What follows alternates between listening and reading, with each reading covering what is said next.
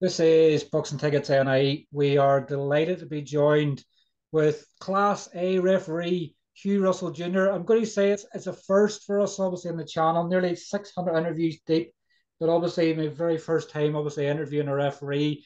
It's sort of like sometimes it's like speaking to a policeman. You're sort of going, you have to go, but obviously, delighted to obviously have you on. I guess obviously in a lot of ways it's probably we'd probably like to have it in different sort of surroundings. Obviously, it's obviously about a month now since obviously your father, Hugh Russell Yeah, Jr., Russell Senior, sorry, passed away, and obviously I know I passed on my commiserations to you separately, privately, yeah. but obviously first and foremost, how are things with yourself?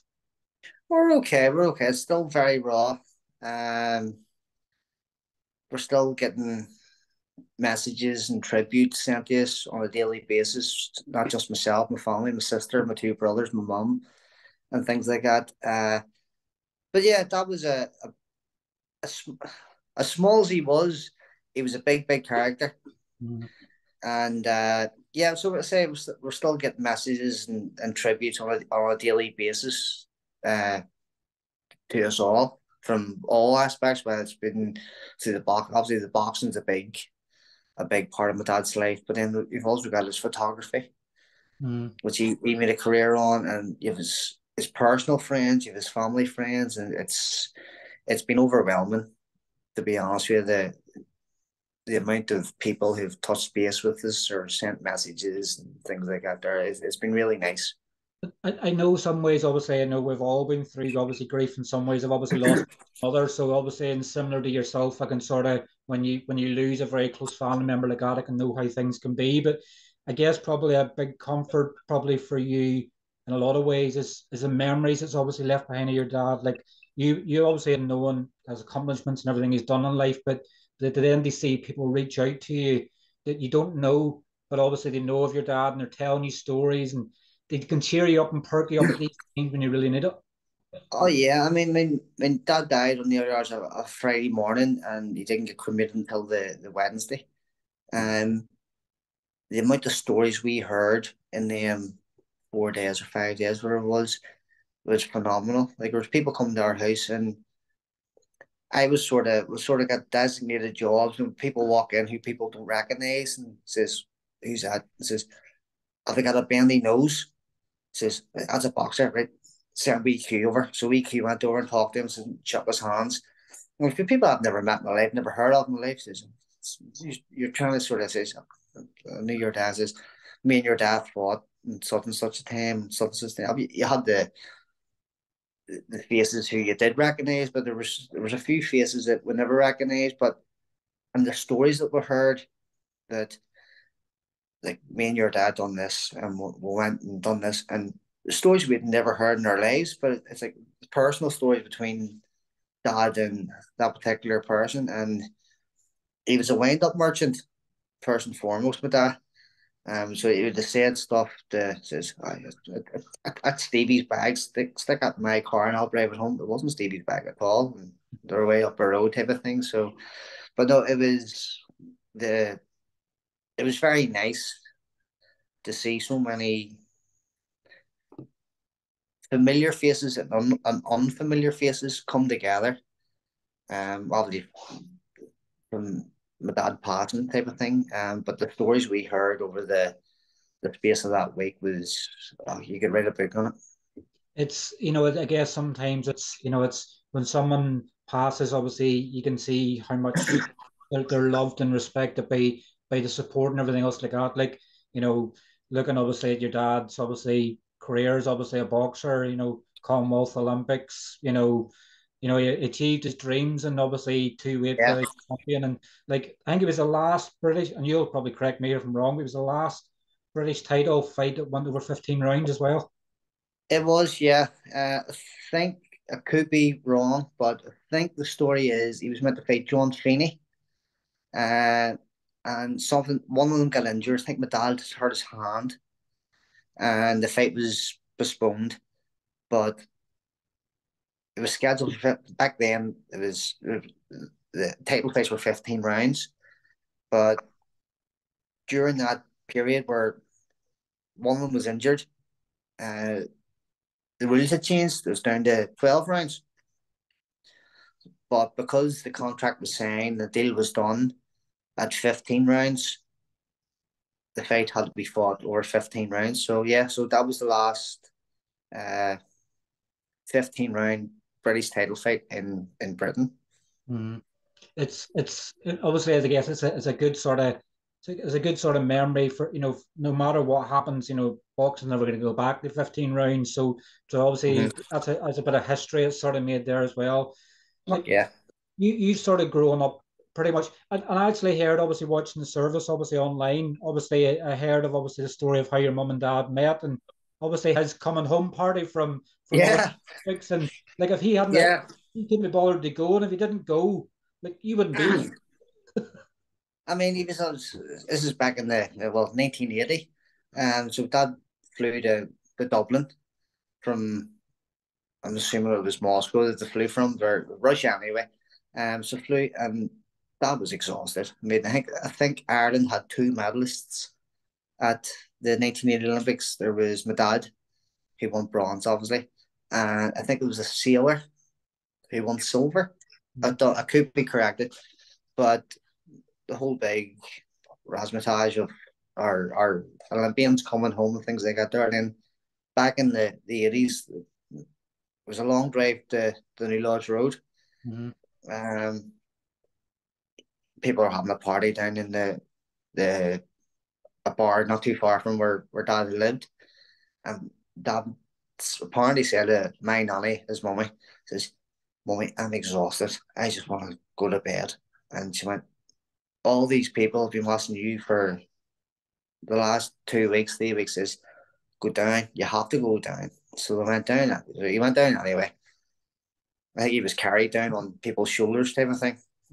Um, but on the other side of the coin, my mum, uh, who lived, I'm not, excuse the pun, but a stone throw away from where my dad was living. My auntie had got 2 tickets to the wee fella from up the road who's just come back from the Olympics. Oh, come on, come on. Okay, my message says, I know who he is, but I don't really know him that well. Come on, come on, come on. So she went anyway, and The rest history. it all went from there. And I think the quote of my dad's sort of my dad's wake was he came home with a bronze from the Olympics, but he went home with a gold with my mum. Mm. I thought it was very touching, sort of, when I heard that, and it's only through unfortunate times that we find out these stories.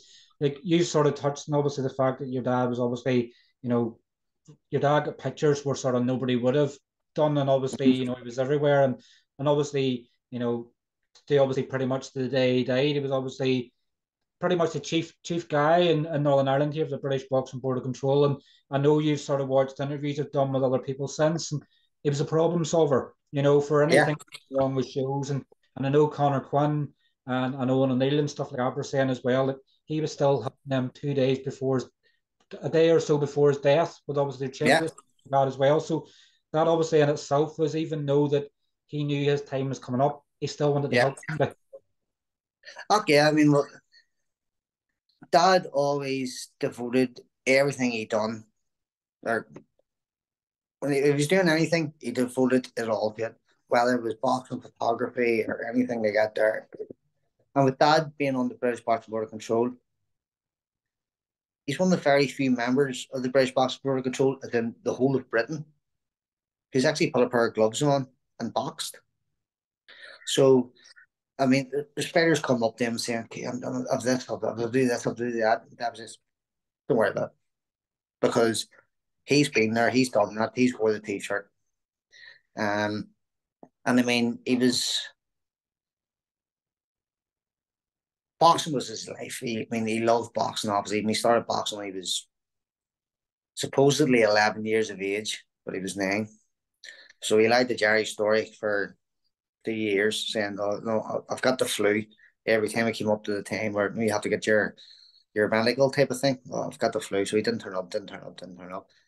But back to back to the professional stuff. So you walk into the fights in the Odyssey, Europa, or any, it doesn't matter where, it was Devonish, um, and all the boxers obviously had been in contact with Dad doing the weight, the weigh-ins, the check weights and things like that there. And any slight problems where it's his gloves are the wrong colour, he's wearing blue gloves, he's wearing red gloves. Where's Hugh Russell? I'll sort it out. I'll sort it out. And I mean, he sorted it out. He was Mm. just sort of, he was everyone's sort of go-to man.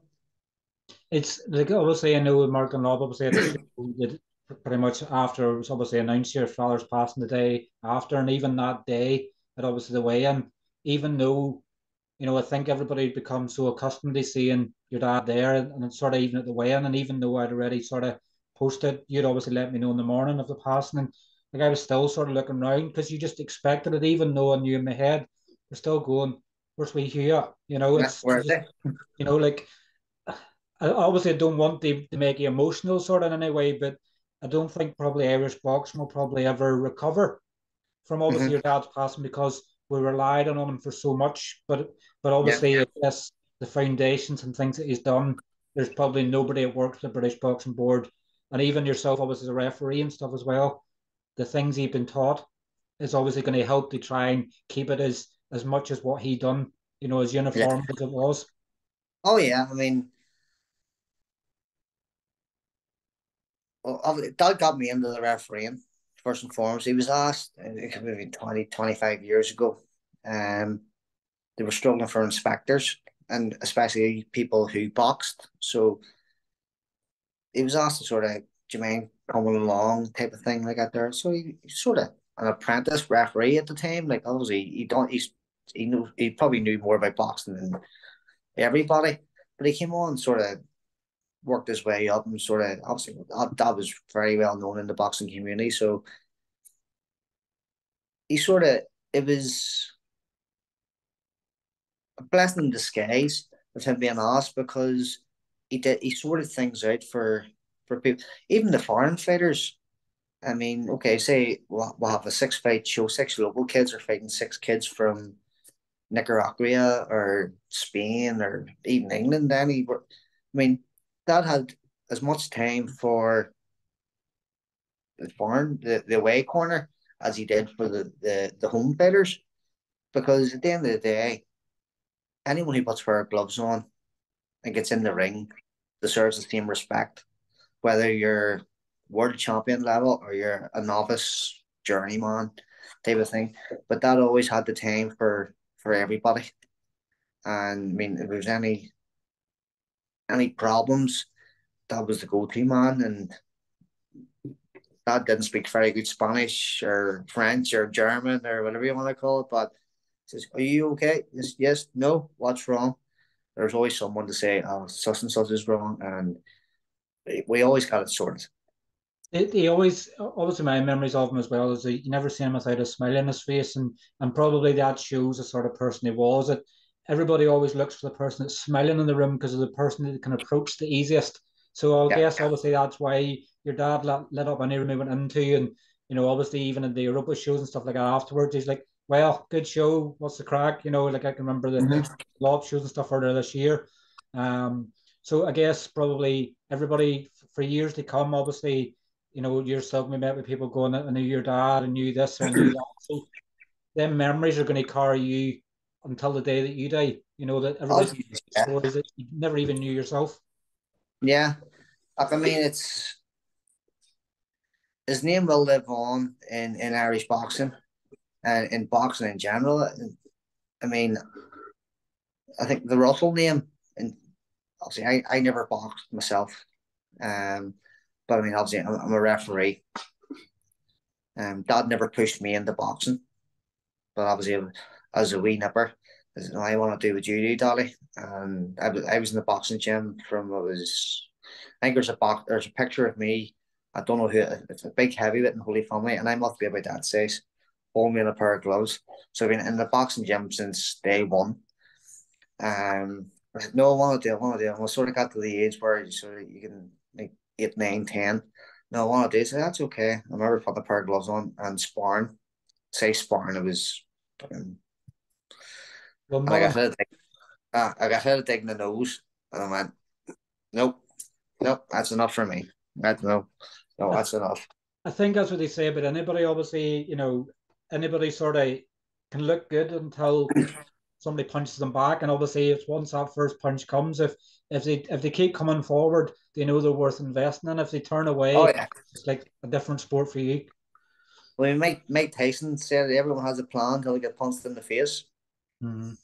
Um, but no, I still train and still heavily involved in boxing all my life. I mean, when Dad just joined the border control, say 20 odd years ago, I always remember going to the fights with my granddad, my dad's dad, who was also Hugh. So I mean, I've been to boxing since it was, I mean, the professional fights. That you're talking back the Darren Corbett days and the Damien Kelly's and Martin Lindsay sort of fights, things like that there. So I've been going to shows all my life practically. They obviously, I guess, like I guess that sort of pressure, I guess, was probably on you from the start as you when you became a referee, around maybe 12 years ago. So you've sort of had, I guess, obviously, it's when obviously people know who your father and stuff. It's like I guess it's like boxers when say Chris Eubank Jr. Obviously, everybody knows who his father was, so living in that sort of shadow. Was there extra pressure obviously putting you as a referee sort of coming through with people knowing who your father was? Um, the name obviously sticks, not in a bad way, obviously, but um, there was no pressure on me because Dad always sort of said to me, "But see at the end of the day, says see the people in the crowd, whether it's 100 people or 10,000 people, says they have paid money to watch boxer A and boxer B. No one's coming to watch the referee. Everything. So just you do what you need to do and whatever you think is the right call, you do it. But yes, the name, obviously, my name, obviously, Hugh Russell, is very well known in the whole boxing communities in Northern Ireland, especially. Um, but as I say, no one's watching me. I'd be very sort of disappointed in someone paying 50, £80, £100 to come and watch Hugh Russell rather than two kids who are put their lives on the line type of thing. Mm. Um, so no, it doesn't really not out of pressure, but the name sort of is like people who watched my dad back in the 80s says, is that Q Russell's wee lad? And we'll say all right, okay, so to get back to watching the fight type of thing. I mean, I'm not there to make a name for myself or anything like that. There, I mean, I'm there to officiate a boxing contest and make sure both kids get out of the ring safe back to their families. I guess you get that respect sometimes from people because obviously you know who your father is, so know that if you're anything like your father, know you're boxing inside out. So people then can't question sort of anything you do because they're going, you know, they can't come up to you and they go, oh, have you ever put a pair of gloves on your life?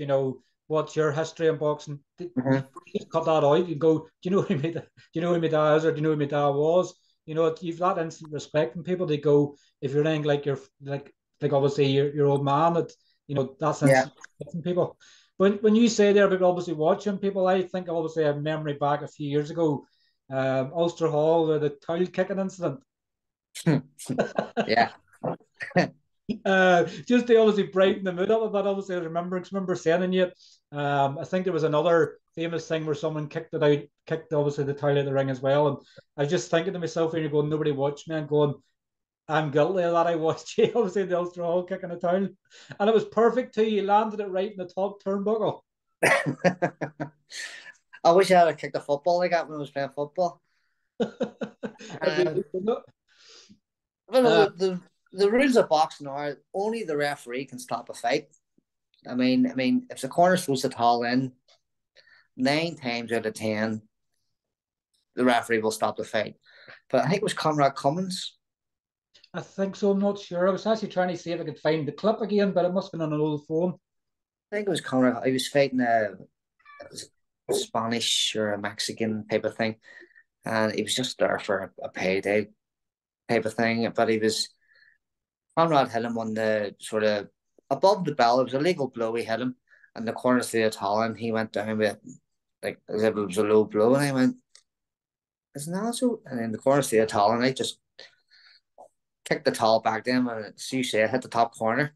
I never hit the top corner of my life when I was playing football. Like, but I think I stopped the fight a couple of rounds later.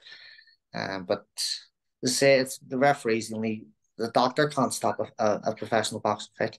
I Mhm. mean, doctors say I think you should stop it and go, but I think he's okay. So the doctor can't overrule you. But nine times out of ten, if you go over to the doctor, you're sort of looking a second opinion, going, I think this is a wee bit. I don't think. Mhm. No, I think you should stop the fight. But if the doctor says let it go on, you can still stop the fight. You can overrule the doctor type of thing. What But I guess obviously just thinking obviously in the back end of that, what would you say has probably been the most challenging obviously part of obviously your professional career as a referee in 12 years? um, Is it probably maybe just the education and obviously constantly learning and adapting? yeah, I mean, we're part of the British Box Board of Control. The only thing that's not in our favour, we're we're sort of here and they're there. As I say, there that's Scotland, England, Wales. We're here, so we maybe would have 5, 6 shows a year, 7 shows, 8 shows a year at most. If you live in central London, you're getting that every 2 weeks. I mean, there's the shows in Britain, so it's just we're not as busy and we're not as active as across the pond. So you just need to keep busy and keep refereeing and keep. I mean, we can only referee What you can get what pretty much? we'll get pretty much. Although we are sort of, I mean, I'm qualified. Eamon McGill, we're both qualified to referee across in England, Scotland, Wales, but it doesn't make sense for a promoter, say a small hall promoter, something similar to Mark Dunlop, Mm. having a show in the Europa Hotel in Manchester. He can't fly two referees from Belfast over, pay their wages, put them up in the hotel, and send them home. Whereas there's referees, maybe 20 referees within a 50-mile radius of that there. Mm. So that's the only thing sort of not in our favour. I guess But the good it's thing you have in your favor is obviously, the atmosphere that Irish boxing obviously creates, and whether it's a small hall show or whether it's an SSE, probably a lot of, and I know a lot of obviously referees come over for the bigger fights, sort of things and things like that. So the good thing you have in your favor is maybe you might not get the quantity that others get, but we always get the quality. oh yeah, I mean Irish boxing is is booming, especially at the minute. Obviously, you've Michael coming up on the 2nd of December. You have Katie Taylor doing really well. You've shows in Galway, Letterkenny, things like that. There, so I mean, we're we're we're we're pushing in the right direction. Obviously, I know that you had obviously had to miss the last Mark and Lob show, obviously with your dad passing.